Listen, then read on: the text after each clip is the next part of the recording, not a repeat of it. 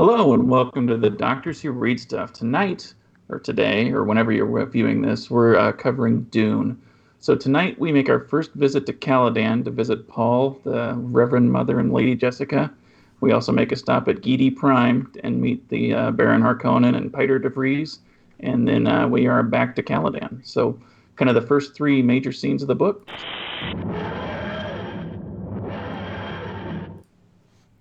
All right. Welcome to the Doctors Who Read Stuff. My name is Chris. I'm Chip.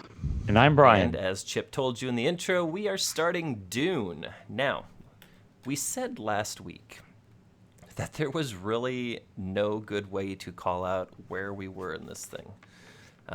Did we finally decide on just calling these things scenes? I mean, that's the way they're kind of broken up. You know, there's a logical break and some epigraphs between them, but I think that kind of works. So Plus, it's something different than chapters, too. It's just something... It doesn't feel like a chapter break like it does in other books. Yeah, the epitaphs do remind me of what Brandon Sanderson... Epigraphs. Nobody died. Shush. Yeah. Wow. They remind me of Mistborn, okay? Yeah, they do. Anyway.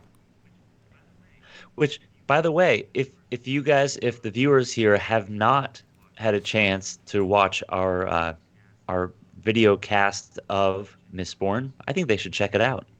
That would be worth checking out. There's a playlist in our channel that you can get to and catch all of those. Now, before we jump into Dune, though...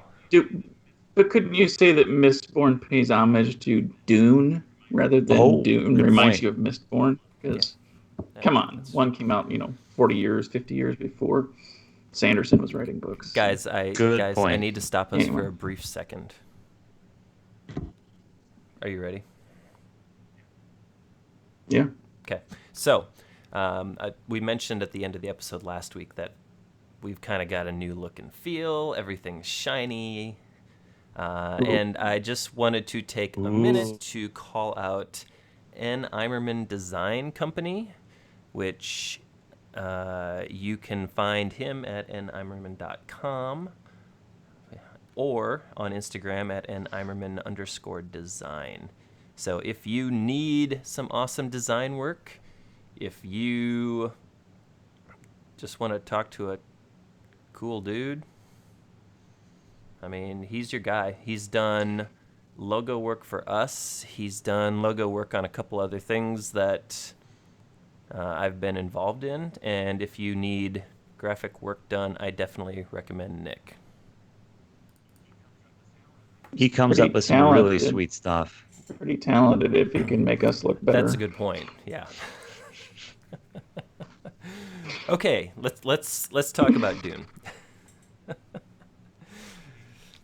All right, should we talk about... I didn't realize the Gom Jabbar scene was so early in the book, and it's such a critical scene. I know in the movies it was, or in the movie version, it was a big scene. So, and I haven't read this in about 15, maybe 20 years, so it's been a few years since I've been back to it. But anyway, it starts out with a very powerful scene. And it introduces a lot of really intriguing elements, because right off the bat, you meet the Reverend Mother.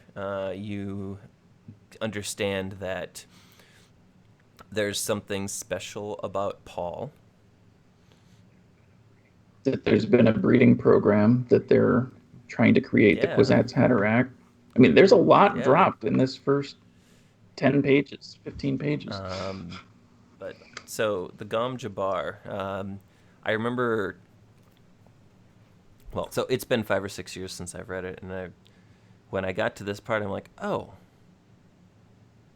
that's right. It's the little finger needle thing. It's not the actual box that's called the Gom Jabbar.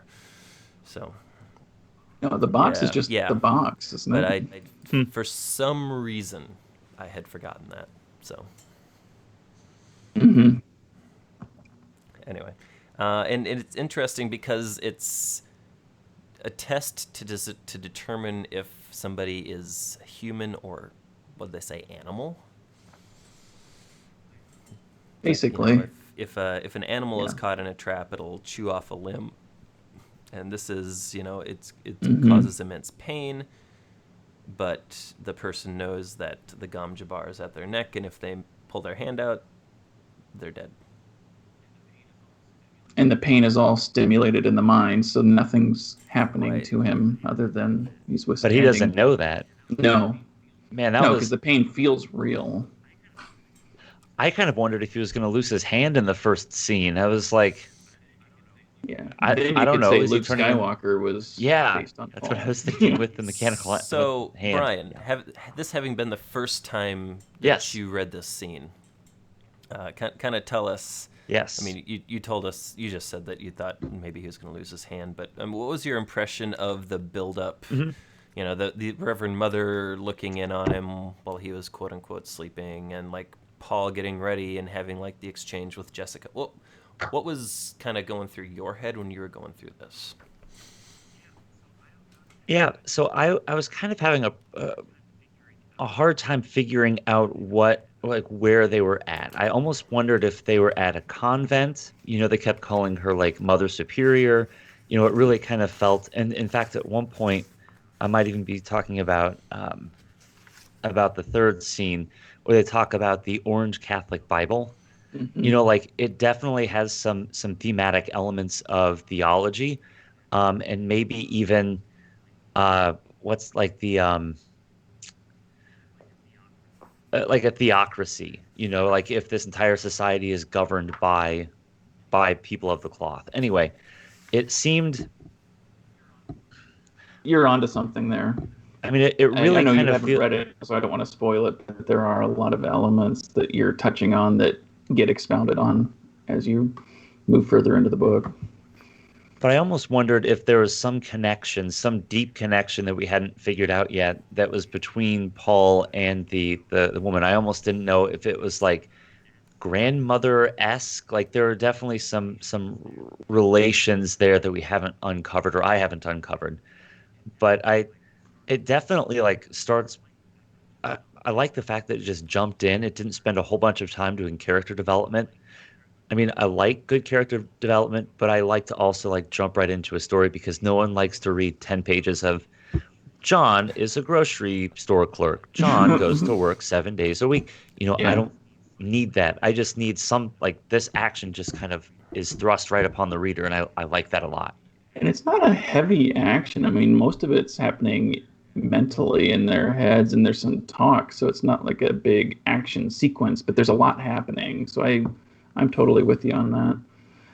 When you were talking about like the theocracy and kind of the religious, or there's definitely a religious element to it, or based on religion. So the Bene Gesserit definitely have that feel of like a sisterhood of like the nuns, or something And of that element. But then we met in the second scene here when we meet the Baron Harkonnen.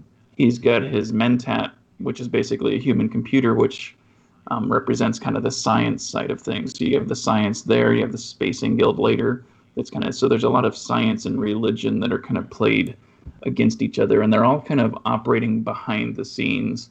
So you'll start to see more and more of that, because when they talk in this one, where the Reverend Mother talks about the breeding program, trying to create the Kwisatz Haderach, trying to create this super being, that they're kind of manipulating all these great houses behind the scenes to do that. But I don't know. It's a lot of fun.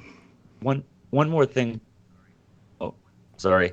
One more thing on that. The I'm just thinking back to like 1965 and my familiarization with the religious orders back in the 60s. There were two big kind of movers back in the 60s in the U.S. They were the Benedictines and the Jesuits, and that sounds a little familiar. I mean, it just kind of feels like, It's probably not Benny coincidence. right. Benny Gesserit. Shocking. Yeah. Yeah. Yeah. Anyway, That's actually a great Well, and parallel. then another that, and they've talked about how kind of the oil wars in the Middle East, and stuff in the 60s and leading into the 70s, that Arrakis and Iraq have a lot very similar sounding names, and Yeah. he takes a lot of oh names yeah. from like Arab culture and Middle Eastern culture and religious institutions, and kind of pulls them all into here and kind of creates this whole kind of dynamic. I don't know, it's like a world, just a maelstrom of all this stuff going on, but he juggles it well. So we kind of touched on this a little bit last time, but clearly the Aes Sedai from Wheel of Time are lifted from this, and you could even trace the quest for the Dragon Reborn back to this quest to create the Kwisatz Haderach too. I mean, I think as we go through this, we're going to notice parallels with other works. We're going to notice things that were either inspired by or lifted directly from some of these things. So that's going to be kind of fun as we go on as well. And then I think it implies this later, but I love what Herbert did here with the Bene Gesserit and the Kwisatz Haderach, where like the Bene Gesserit can like look back and like revisit their ancestors on the female side, and the Kwisatz Haderach is one that would be able to visit the male side. So because the male side has always been hidden from them, and that's kind of what they're. I thought he could access everything. I think you're right. But he could hit both sides. I thought that was mentioned in there. But there's been a number who have tried, but they tried and they didn't fail. They tried and died. There's your epitaph. I knew it was there. Here's your sign. But when we flip to Gidi Prime and we meet the Baron and Fade and Piter, that is a little exposition heavy for me. I mean, there's pretty heavy-handed. Yeah, I mean, I understand what. I mean, he lays out his whole plan to. But here's some interesting things. We find out in the first 15 pages that Arrakis is a trap.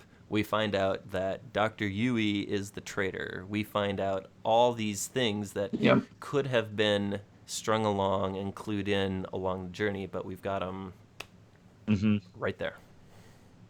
So that, to me, was kind of an interesting design choice for the world building in the novel. One that I kind of appreciate because it runs counter to what you usually see. Yeah, because there's not like a slow reveal of traps within traps within traps. Lift passage from the book, or it's plans with the plans, but but there's so much more about the characterization, and it's a hero's journey, but it's also a messiah story. So it's kind of this, there's change coming, and Paul's going to be a very critical character throughout this book. And having read that, Chris and I kind of know some of the stuff that's coming, but it's interesting to read it again and to see where those seeds are planted. As to, they already talked about, Jessica's training of Paul, that Gurney's trained Paul.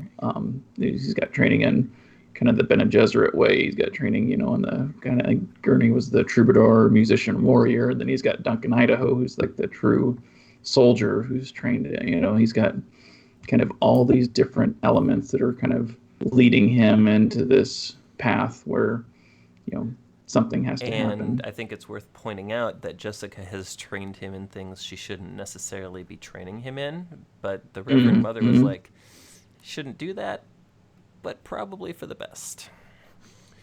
Yeah. Well, when I thought it was interesting too that, the Bene Gesserit plan was to basically have the Duke Leto have a daughter, and then they would basically wed his daughter to the Harkonnen's son, and then produce what they thought would be the super being. But Jessica went against their wishes, and her feelings for the Duke were strong, so she bore him a son. Yeah, I wanted to go back and I wanted to talk about the Mentats a little bit, and I think they referenced the Butlerian Jihad in one of these sections, Mm-hmm. but basically, it's like Terminator, it's like The Matrix, it's like It's they AI. developed. He's talking artificial intelligence in Yeah, yeah, 1965, and calling it out right. that it's dangerous, that it could be dangerous. Yeah, because the Butlerian Jihad was the overthrow of the AI or the machine Hmm. world or machines, wasn't it? Yeah. So that I thought was especially interesting. That was that now 60 years ago, almost 55 years ago, that he's already 55. talking about that sort of thing. And so the mentats were Mm-hmm. a solution. It's like, well, we need to do some of these computations, we need to do some of these things, but we're not going to have thinking machines. So retraining Hmm.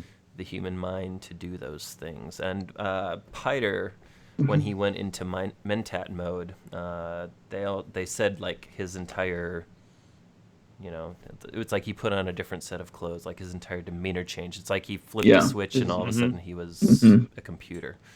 So I find that whole concept to be very interesting as well. Yeah. I knew I'd read something about Herbert as well that he made a conscious decision that there weren't going to be multiple races in the book. It's everyone's human.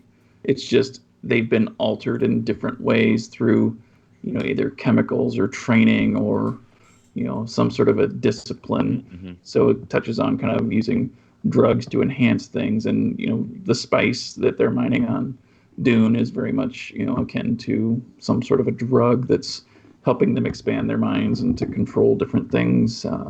Controlling space and time, and anyway, they get into all that later. But I thought it was interesting to have a science fiction novel that doesn't take place on Earth, but everyone's human in a way. Yeah, But they're True. right. they all started as human. And Oh yeah, I came across that with the imperial conditioning. I'm kind of curious to know a little bit more about what oh, that with is. Dr. Yueh and not So yeah. Dr. Yueh, yeah. yeah, because he's basically a fit to, or he's able to administer to the emperor, even, isn't it, with the Hmm. imperial conditioning that Yeah. Yep. I thought it said something along that line.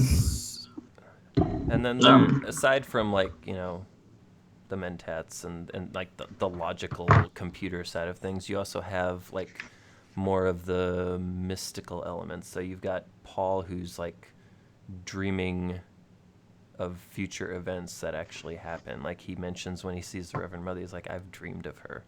And he recounts the entire mhm. scene of him in the dark cave with the girl. It's. Yep. Mm-hmm. And the water dripping Hmm. from the ceiling. And Tell me of the waters of your homeworld, Usul. Yeah. So, yeah, and he said Usul isn't where he lives, so what yep. the heck is Usul? Oh, Uh, is my name Usul? Yeah. maybe, It yeah. was really, really good foreshadowing. I have a feeling we're going to come across that scene, in a couple hundred pages. Mm-hmm. Good guess. You think? So yeah, going Yeah. back in and rereading even like these first three sections, it's like, okay, I am I'm excited. I wanna get back in, and I wanna rediscover this because it has been a long time. I find that tend to forget, except for like large high level strokes, what goes on if I go a chunk of time without reading. So I'm excited to get back into these Hmm. details. Yeah. I thought it was interesting. Okay, going to the second scene with the Baron and Piter and Fade. There's a there when they're kind of laying everything out, and it seems like there's kind of a the Baron's kind of ribbing Piter, kind of trying to knock him down or kind of get under his skin. But there's a point where they're talking about the trap and all this, and the Baron says that something about, well, you were wrong. You predicted that the Bene Gesserit would bear a daughter to the Duke. And I like Piter that I'm not often wrong, Baron. So I don't know. Just I don't remember some of those little nuances where he's like trying to make Piter lose his temper in a way, isn't Mm-hmm. he? Just trying to Seems to be, yeah. you know, Hmm. Yeah. Uh, and I thought it was interesting too that he doesn't really set the scene for the world that they're on. So we know Caladan, there's more water. It seems kind of mountainous. That there's a lot going on. Gidi Prime always felt very industrial, but it feels like he does it more through the characterization of the people that inhabit the world than Mm-hmm. it is actually describing the planet that they're on itself. So Yeah, I think that's a good call out. So I think our plan is to tackle this in about the same relatively relatively the same number of pages. So I think in the video descriptions we will do our best to let you know where we are in the reading, where we're starting, where we're stopping, and that way if you are reading along, you can do so a little bit more easily. Um, we're looking forward to rediscovering this, or in Brian's case, discovering it for the first time. And we hope you will join us as we dive into the world of Dune by Frank Herbert. So, if you like this, click the like Fantastic. button, click the subscribe button. You can also ask for notifications so that when we post new content every Wednesday, you can tell. So, thank you for joining us. We look forward to seeing you next time. And, Brian. Alone.